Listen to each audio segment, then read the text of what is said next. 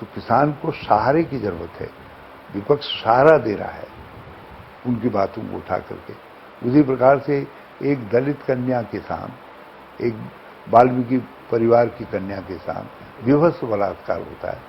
न दिल्ली की सरकार कुछ कर रही है, न केंद्र की सरकार कुछ कर रही है। राहुल जी ने और विपक्ष ने इस मामले को उठाया है, तो संघर्ष कर रहे हैं। और महंगाई के सवाल पर तो कांग्रेस निरंतर प्रहार कर रही है। और राहुल गांधी जी पहले नेता हैं जिन्होंने बेरोजगारी, महंगाई और कोविड को टैकल करने में, कोरोना के मामले में जो सरकार की विफलता है उनको उठाया, सरकार को चेतावनी दी।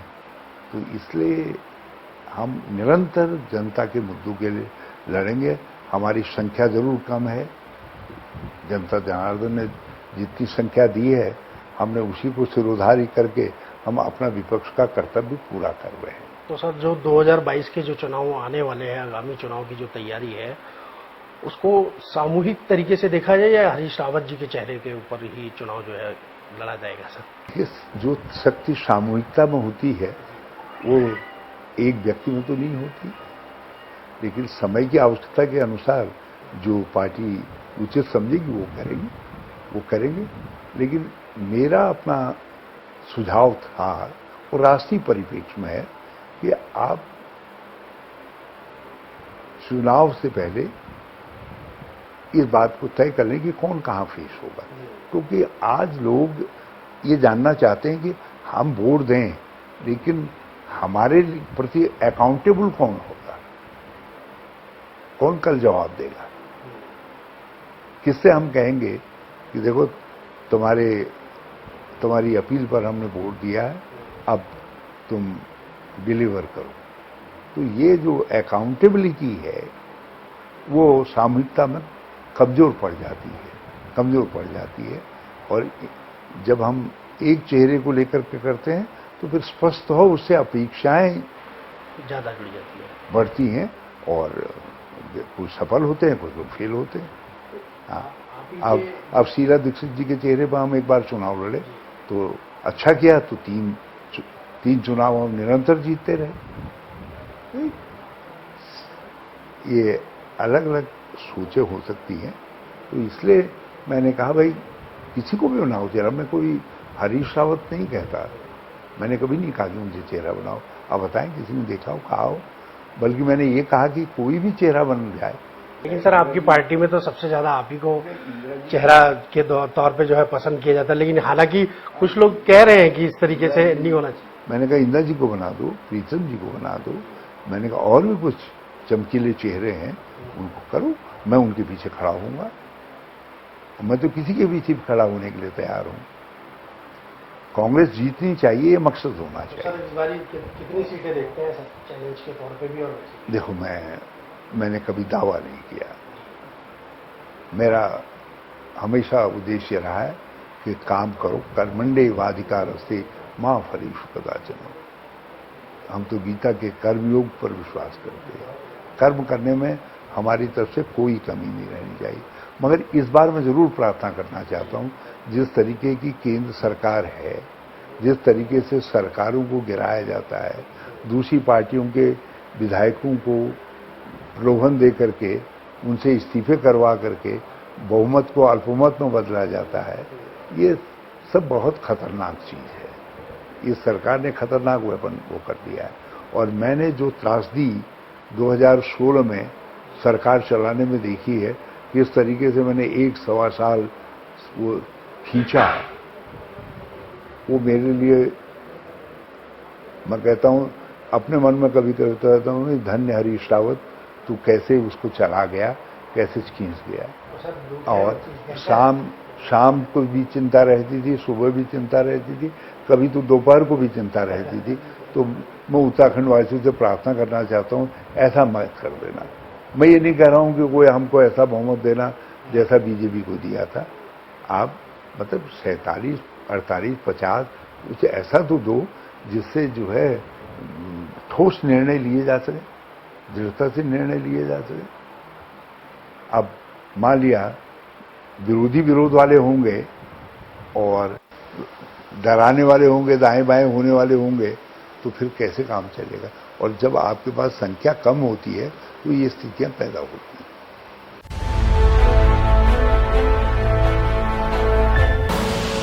आप देख रहे हैं के न्यूज, खबरों का सारथी।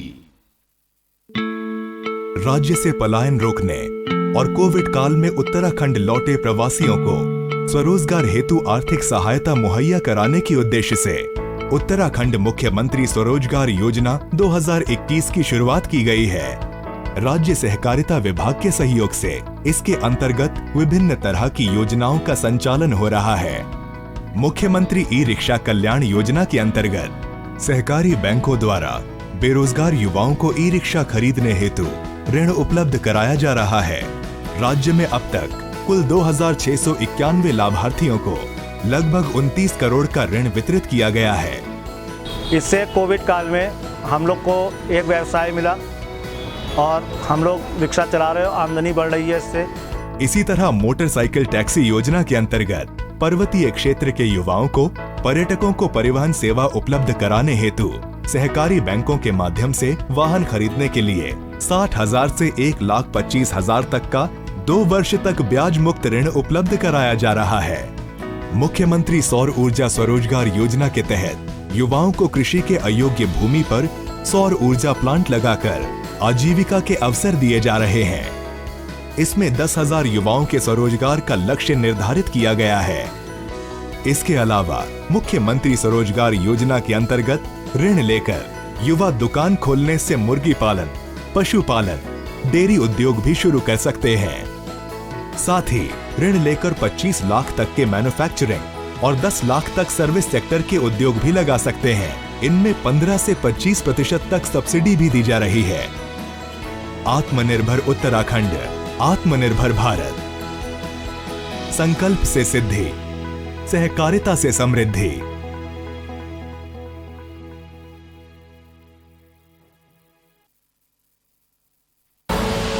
आप देख रहे हैं के न्यूज, खबरों का सारथी।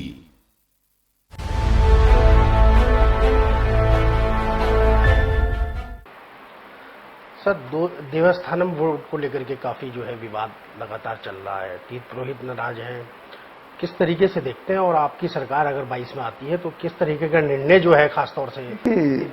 हमारे मंदिर एक परंपरा से गवर्न है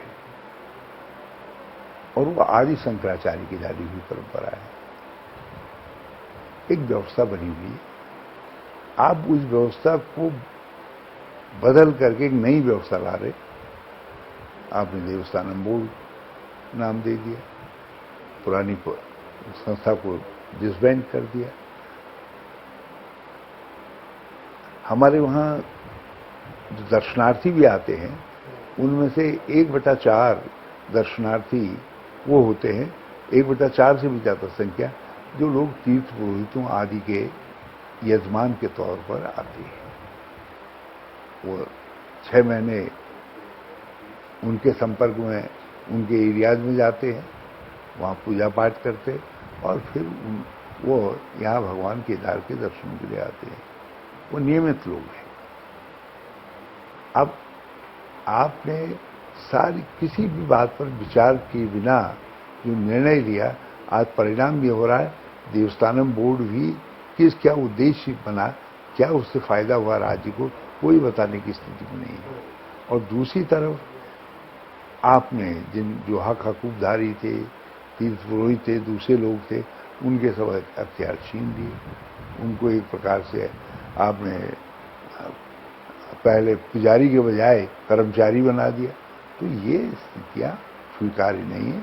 हमारी सरकार आएगी तो हम देवस्थानम बोर्ड के एक्ट को स्क्रैप कर देंगे, उसको खत्म कर देंगे और तीर्थ पुरोहितों आदि से बात करके यदि पुरानी व्यवस्था में कोई सुधार करना हम मुनासिब समझेंगे तो वो सुधार जरूर लागू करें। सर, बिजली को लेकर के खासतौर से इस समय उत्तराखंड में राजनीति गर्म है।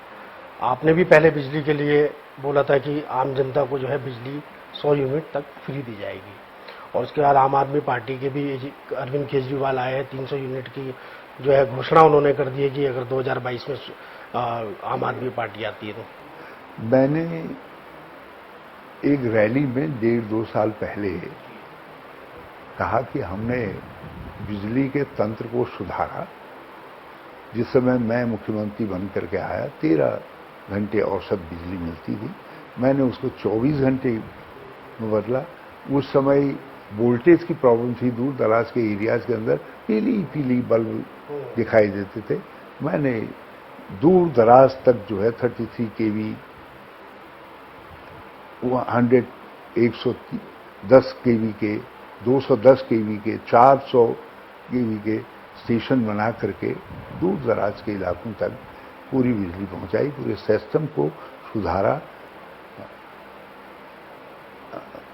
उद्योग धंधों, काम धंधों की जो है, मतलब जो 200 यूनिट बिजली वहां फ्री है, वो आपकी टोपी दूसरे के सर रख करके काम चला रहा है। और फिर दिल्ली में एक ठगी ये है कि 200 यूनिट से जरा सा भी ज्यादा हुई तो आपसे पूरा वसूल कर लिया जाता है। तो कुछ वर्गों को उसका लाभ है, कुछ वर्गों को उनका लाभ है। तो उस समय मैंने लोगों से कहा, मैंने दिल्ली, मेरे दिमाग में उस समय नहीं था, मैंने कहा हम सत्ता में आएंगे तो हम पहले साल के अंदर ही आपको 100 यूनिट तक बिजली फ्री देंगे सभी नागरिकों को। और दूसरे साल स्थिति को ला करके बोर्ड्स को, कॉरपोरेशंस को सक्षम बना करके हम 200 यूनिट तक पहुंच सकते हैं। अब आज एक पार्टी जिसका कहीं कोई यहाँ के डांडे कांडे गाड़ गधेरों से, यहाँ के लोगों से, यहाँ की संस्कृति से कोई वास्ता नहीं रहा, वो आकर के कहती है हम 300 यूनिट देंगे। अरे भैया पहले दिल्ली में 300 कर लो ना, फिर हमारे साथ ये एक्सपेरिमेंट करो। तो आम आदमी पार्टी तो सर मैदान से लेकर पहाड़ तक, जैसे उनके झूठे वादे का अनुमान इससे लगा सकते हैं कि 300 दिल्ली में नहीं दे रहे हो, जहां तुम्हारी सरकार है 7.5-8 साल से, वहां जब नहीं दे रहे हो तो तुम उत्तराखंड वासियों को क्यों बहका रहे हो? फिर दिल्ली की आमदनी में और उत्तराखंड की आमदनी में धरती आसमान का अंतर है। यदि मेरा बजट भी दिल्ली के बराबर होता तो फिर मैं कुछ सोचता। और फिर दिल्ली केवल कंज्यूमर स्टेट के रूप में देख रहे हैं, क्योंकि ढांचा सारा शीला दीक्षित बना करके गई। कोई फ्लाईओवर नहीं बनाया, ने कोई डिग्री कॉलेज नहीं खोला, कोई ITI नहीं खोला, कोई पॉलिटेक्निक नहीं खोला, कोई यूनिवर्सिटी नहीं खोली, कोई मेडिकल कॉलेज नहीं खोला, कोई नर्सिंग कॉलेज नहीं खोला, कोई बड़ा हॉस्पिटल नहीं खोला, कोई बड़ा स्कूल नहीं खोला। इसलिए फिर दिल्ली की हमसे क्या तुलना हो सकती है? तो वही भाजपा भी तो 200 यूनिट का बात कर रही है सर। तीनों पार्टियां अगर केजरीवाल ने अगर 300 यूनिट की देने की बात कही है तो रिएक्शन दोनों पार्टियों की तरफ से, आप 100 यूनिट का तो आप भी कह रहे हैं, 200 यूनिट की बात ऊर्जा मंत्री कर रहे हैं आप। बीजेपी के पास हुनर नहीं है, उनके पास कोई हुनर नहीं है, क्योंकि यदि है तो इन 4.5 सालों में मैं उनको तीनों निगमों को लाभ में छोड़ करके गया। तीनों निगम जो बिजली के हैं, पिटकुल और जल विद्युत वाला और इसको जो है वितरण वाला, और उधर में जो है जो वैकल्पिक ऊर्जा है उसको भी 300 यूनिट ना 300 मेगावाट बिजली जो है हमने सोलर एनर्जी से लेने के प्लांट लगा करके उतनी कैपेसिटी बना करके गए। ये कुछ उसमें इन्हांस नहीं कर पाए, इन्होंने कॉरपोरेशंस को घाटे में डाल दिया है। तो इनको पास जब हुनर है ही नहीं तो कहां से ये 200 यूनिट फ्री दे सकेंगे? हुनर भी तो चाहिए ना, समझ भी तो चाहिए। और जो नए दिल्ली से टहलते हुए आ रहे हैं और घोषणा करके चले जा रहे हैं, जिन्होंने कुछ समझा नहीं उत्तराखंड को, तो वो एक ठगी कर रहे हैं। या तो एक कॉम्प्रिहेंसिव प्लान उत्तराखंड के विकास का रखें जो हम लोगों ने रखा है, बेरोजगारी पर रखें, वो अर्थ और चीज़ों पर रखें। आप मुझे दिल्ली में बता दीजिए 7.5 साल में कितनी नौकरियां लगी लोगों की, और मैंने 3 साल में 32,000 लोगों को नौकरी दी और 18,000 का अध्यासन शुरू कर दिया। तो आप क्या चाहेंगे? उत्तराखंड को तो फैसला करना पड़ेगा कि बच्चों का भविष्य देखना है, नौकरियां देखनी है, या जो है कोई पार्टी टहलते हुए आ रही है उसके नारे पे चले जाना है। हमने जो 200 यूनिट कहा है वो एक कैलकुलेशन के आधार पर कहा है, उसके टाइम पीरियड बनाया है। हाँ, और इन लोगों ने केवल नारे के आधार पर बात कर रहे हैं। तो नारों से देश नहीं चलता है, देश योजना से चलता है।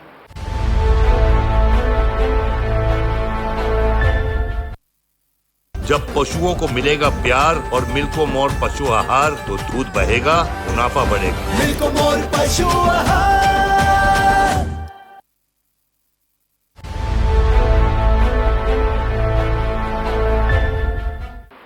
सर 2013 की त्रासदी बीते जो है 8 साल हो चुके हैं। उस समय आपने देखा ही है, एक बड़ी जिम्मेवारी जो है प्रदेश की मिली।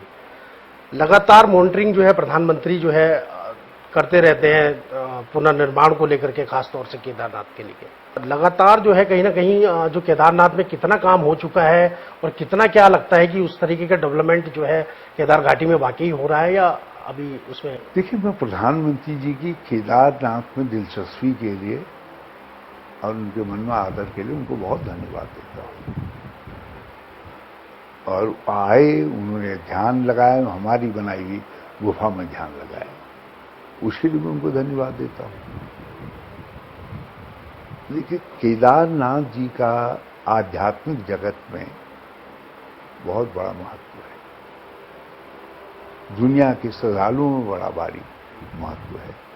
तो उनको ये लगता है कि हरीश रावत ने जो कर लिया उस समय, कहीं ऐसा न हो कि उसका लाभ पूरे का पूरा कांग्रेस की तरफ चला जाए, इसलिए वो बार बार आकर के कुछ घोषणाएं करते हैं यहाँ, लेकिन अभी तो धरती पर कुछ नहीं दिखाई दे रहा। हाँ, एक काम जरूर हुआ, मेरे साथ मेरी अध्यक्षता में चार धाम यात्रा सुधार मार्ग, जिनमें टनकपुर पिथौरागढ़ भी सम्मिलित है, उसका शिलान्यास उन्होंने किया। और 4 धाम यात्रा मार्ग सुधार परियोजना के नाम से किया। अब भी उसी के बोर्ड लगे हुए हैं, रास्ते में आप जाइए, आपने ख्याल किया होगा, वही बोर्ड लगे हुए हैं। वो कार्ड आज भी हमारे पास मौजूद हैं, जो NHAI ने भूतल परिवहन मंत्रालय ने गडकरी साहब ने का जो आमंत्रण पत्र था, मैंने रखा हुआ है। वो भी यही कहता है, परियोजना स्वीकृति DPR इसी के नाम पर बनी, DPR इसी के नाम पर स्वीकृत हुई, हमारे कार्यकाल में सब हुआ ये सब जो है। लेकिन उन्होंने उसका नाम बदल दिया और ऑल वेदर रोड, एक नारा दे दिया, ऑल वेदर रोड। ऐसी ऑल वेदर रोड बना दी जिसको केवल कटिंग पैराडाइज में बना दिया। हमारे समय में तय हुआ था मिनिमम कटिंग, मैक्सिमम फिलिंग। उसके लिए जगह जगह परियोजना में स्थल छांटे गए, जिन स्तरों में नीचे से पहले वॉल बनाई जाएगी, तब कटिंग करवा करके वो मलबा वहां डाल करके, ताकि नीचे पर्यावरणीय क्षति न हो। आज पर्यावरणीय क्षति हो रही है, सड़क टूट रही है पूरी तरीके से, और ये 4 धाम यात्रा मार्ग जो है अगले 4-5 साल तक, और हो सकता है और लंबे पीरियड तक, हमको बहुत दुख थे। और जो जख्म पर्यावरण को लग गए हैं, उनको उसकी पूर्ति होना कठिन है। तो ये अभी तक दिखाई दे रहा है। सर, एक ये इस प्रदेश का दुर्भाग्य रहा है कि हमेशा जो है मुख्यमंत्री तापातोड़ बदले हैं। आप देख ही रहे हैं कि 11 मुख्यमंत्री बदल चुके हैं। जनता के साथ कहीं ना कहीं एक धोखा है। इस तरीके से देखो, हमने तो किसी तरीके से अपना कार्यकाल पूरा किया। हमको जब मुख्यमंत्री बनाया गया तो हमारे सामने जितने दिन का कार्यकाल था, हमने वो पूरा किया। राष्ट्रपति शासन लगाने के बावजूद पूरा किया, सब पूरा किया। इसलिए हमको दोष नहीं दे सकते आप। और दूसरी बात यह है, कांग्रेस ने परिवर्तन तब किया जब कोई व्यक्ति अपने कर्तव्य निभाने में विफल हो गया। जब केदारनाथ की आपदा के समय में जो रिस्पॉन्स राज्य सरकार का था उसको पर्याप्त नहीं माना हमारी लीडरशिप ने, इसने नेतृत्व परिवर्तन किया। मगर भाजपा ने क्यों नेतृत्व परिवर्तन किया अभी तक किसी को मालूम नहीं है। क्यों नित्यानंद स्वामी जी की जगह पर एक भद्र पुरुष थे, आप कोश्यारी जी को लाए और बाद में आपने कोश्यारी जी को अवसर ही नहीं दिया। जब आपके पास बहुमत आया उनको हटा दिया और खंडूरी जी को ले आए। चलिए, और फिर खंडूरी जी को क्यों हटाया किसी को मालूम नहीं। फिर निशंक जी को ले आए, फिर निशंक जी को क्यों हटाया ये किसी को मालूम है? निशंक जी को भी मालूम है। त्रिवेंद्र सिंह जी को क्यों हटा दिया भाई? विधानसभा का सत्र चल रहा है, वित्त मंत्री हैं, बजट पास होना है राज्य सरकार की, और आपने सब विधायक और मंत्रियों को यहां बुला करके आपने त्रिवेंद्र सिंह जी का इस्तीफा करवा दिया। और अभी तक किसी को मालूम नहीं है, शायद त्रिवेंद्र सिंह जी को भी मालूम नहीं है कि उनको क्यों हटाया गया। भाई ये तो राज्य को तो भी तत्ता हो ना, क्यों हटाया था आपने त्रिवेंद्र सिंह को? क्यों हटाया 4 ही महीने के अंदर आपने तीरथ सिंह को? बताइए ना, किसी को आपको कुछ बताया हो, मीडिया को कुछ बताया हो तो हम तक भी पहुंच जाता। अब आप वो तो गनीमत समझिए कि धामी बच गए। लोगों ने तो अपनी शेरवानी और पगड़ियां सब तैयार करवा दी थी और मूछे भी अपनी ठीक ठाक करवा दी थी। उनको लग रहा था कि ये तो हट जाएंगे और चौथे बन जाएंगे करके। ये सब में चर्चित हो गया था सारे देहरादून के अंदर। ये तो बड़ा भारी एक्सीडेंट हो गया था, चौथा मुख्यमंत्री होता, चलिए बच गए। अभी प्रेजेंट में कैसे देखते हैं धामी जी को? युवा मुख्यमंत्री बने हैं, प्रदेश को पहली बार युवा मुख्यमंत्री इस तरीके के मिले हैं। उनका टेस्टिंग इसी बात में है कि वो इनके कूड़े को कैसे साफ करते। अब देखें जो कलंक लगा है कुंभ में हमारे ऊपर, उसको कैसे करते। विकास कुंभ में काम तो कुछ नहीं किया, मगर एक बड़ा भारी कलंक लगा दिया।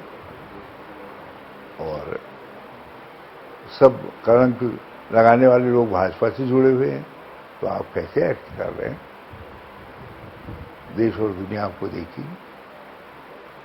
बेरोजगार नौजवान आप बड़ी उम्मीदें कर रहे हैं, लेकिन कितनी नौकरियां देते हैं देखते हैं। तो चीजों को परफॉर्मेंस के आधार पर तोड़ा जाएगा। उम्र से काम का कोई वास्ता नहीं होता है। काम का वास्ता होता है आदमी की इच्छा शक्ति से, समझ से, सूझबूझ से और उसके अनुभव से।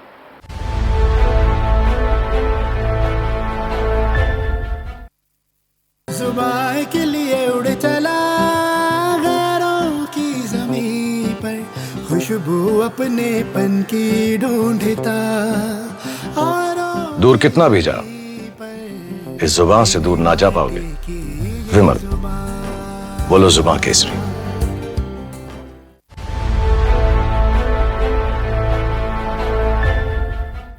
एक लास्ट सवाल है आपसे मेरा। चारधाम यात्रा इस समय बंद है, लगातार जो है वहाँ के तमाम जो पर्यटन से संबंधित बात करें या जितने भी वहाँ पर लोग हैं, तीर्थ पुरोहित है, सभी लोगों की मांग है कि चारधाम यात्रा शुरू की जानी है। आपने सब कुछ तो खोल दिया, क्या बंद है देहरादून में? हरिद्वार में क्या बंद है? कोई बंद है? कोई नियंत्रण है? कोई ऐसी पुख्ता प्रणाली बनाई आपने जिसके जरिए आप टेस्टिंग करवा सकें? आपने केवल यात्रा बंद करके, अरे आप हाईकोर्ट के सम्मुख पूरा प्लान रखते कि किस तरीके से हम टेस्टिंग करेंगे, किस तरीके से रजिस्ट्रेशन करेंगे, जहाँ से लोग आ रहे हैं उस पॉइंट से लेकर के यहाँ तक हम क्या ऐसा रखेंगे जिससे जो है यात्री भी सुरक्षित रहे और कोरोना संक्रमण भी न हो। तो आपके पास कुछ प्लान था ही नहीं। आप तो सीधे जिसको आना है आओ वाला कर रहे थे। तो इसलिए हाईकोर्ट ने कोई बात कह दी। तो आपने जो हाईकोर्ट ने कहा, बजाय हाईकोर्ट के सामने अपनी समझ रखने, अपनी योजना रखने के लिए, या आपने जो है यात्रा बंद कर दी। 20 लोग स्नान कर सका, हमारा फर्ज है। हमारे पास गंगा है, गंगा मैया के दर्शन के लिए, नहाने के लिए कोई आना चाहता तो कैसे रोक लेंगे आप। मगर सावधानियां पूरी बरतनी पड़ती है, तैयारी करनी पड़ती है। जिन्होंने कुछ किया ही नहीं, कहीं पंजीकरण किया ही नहीं, यहाँ आ रहा है या तो चला जा रहा है खुला है, और या फिर नियंत्रण है कि नहीं जाओगे। तो 2 ही शब्द इन्होंने सीखे। तीसरा ऐसा प्रयास ही नहीं किया कि कोई माध्यम ऐसा निकाला जाए जिससे कुंभ भी हो जाए, अर्थव्यवस्था का भी काम चलता रहे। तो ये सब चीजों में एक संतुलन रखना पड़ता है। ये चार धाम यात्रा या पर्यटन में भी एक संतुलित नीति बनानी पड़ेगी। तो इनके पास कोई संतुलित नीति नहीं है। आप कोरोना से लड़े भी और जो है अपनी अर्थव्यवस्था को बनाए भी रखें, उसकी कोई योजना नहीं है। राजस्थान सरकार ने योजना बनाई, वो काम कर रही। हिमाचल काम कर रहा है उसी पर, हमारा पड़ोसी। लेकिन हमारे पास कोई कार्य योजना है ही नहीं उत्तराखंड के अंदर, उस पर चर्चा ही नहीं हो रही है। या तो आओ या नहीं तो ना आओ। तो ये मैं समझता हूं ये दर्शाता है कि वर्तमान मंत्रिमंडल चीजों को गंभीरता से नहीं लेता। बिल्कुल। ये थे हमारे साथ पूर्व मुख्यमंत्री हरीश रावत जी, जिन्होंने बताया कि अभी तक जो सरकार है अपने कामों को लेकर के बिल्कुल भी जागरूक नहीं है। लापरवाही कहीं ना कहीं अब तक के कार्यकाल में देखने को मिली है। वीडियो जर्नलिस्ट गोवन पंत के साथ में राजेश्वर मां, के न्यूज इंडिया, देहरादून।